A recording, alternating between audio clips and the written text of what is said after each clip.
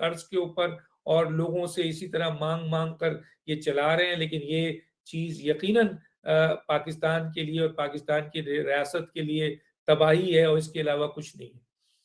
तबाही और इसके अलावा कुछ भी नहीं। और जहां भी जाएंगे ना वो कार्टून की बात कर रहे हैं, ये पाकिस्तानी अवाम की बददुआएं इनका पीछा करेंगे। डॉक्टर साहब, इलेक्शन कमीशन ने आज अली अमीन गंडापुर का कहा कि थोड़ी देर तक फैसला सुना देंगे, फिर अचानक कहा कि ये 7 फरवरी को फैसला सुनाएंगे।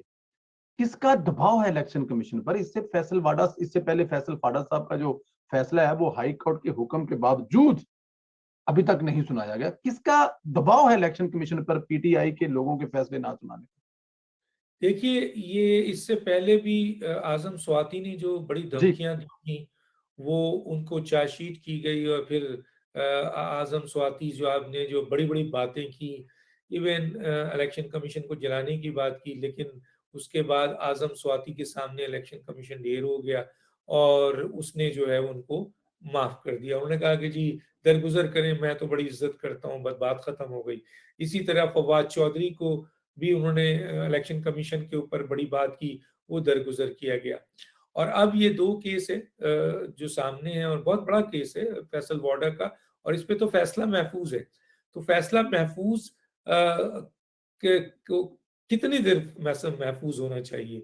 हालांकि इसके ऊपर इस्लामाबाद हाई कोर्ट की इंस्ट्रक्शन भी है एक कि जी महीना 60 दिन के अंदर आप जो है वो आप फैसला इस सुनाए। का फैसला सुनाए। लेकिन उसके बावजूद इलेक्शन कमीशन जो है फैसला, कुछ लोगों ने कहा कि नहीं जी इलेक्शन कमीशन जो है वो लिख रहा है फैसला, और वो ऐसा फैसला लिखना चाहता है कि जो भी इस फैसले को किसी जगह चैलेंज करने जाए तो वहां पर उसको कुछ ना मिले। चले भाई, ये भी बात अगर हम मान लें तो उसके लिए फैसला लिखने के लिए एक मामूली से केस में, अव्वल तो ये केस ऐसा था कि एक हेयरिंग में खत्म हो जाना चाहिए था, क्योंकि सब चीज सामने थी, डॉक्यूमेंट सब था, क्रिस्टल क्लियर केस था।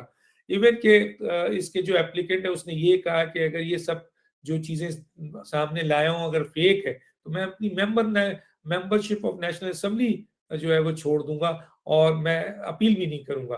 तो इतनी बड़ी बात उसने इसलिए की थी कि वो डॉक्यूमेंट सारे बिल्कुल सही थे, और हम भी जितना जानते हैं उन डॉक्यूमेंट्स को हमने स्टडी किया, वो क्रिस्टल क्लियर है। खुद उनको पता है फैसल वाटर साहब को एक जराये से कि जी उनको पता है कि ये बचना नहीं है, तो वो छुपना चाह रहे हैं उन ताकतों के पीछे।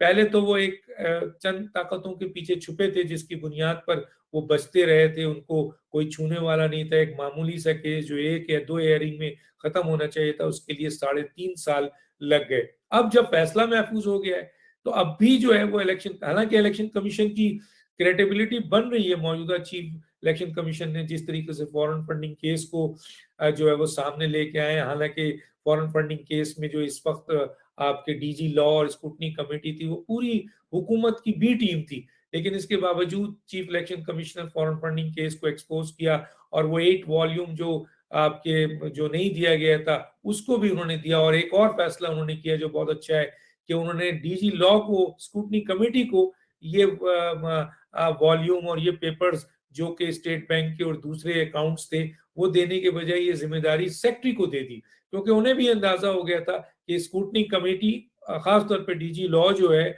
वो हुकूमत का एक नुमाइंदा बन चुका है।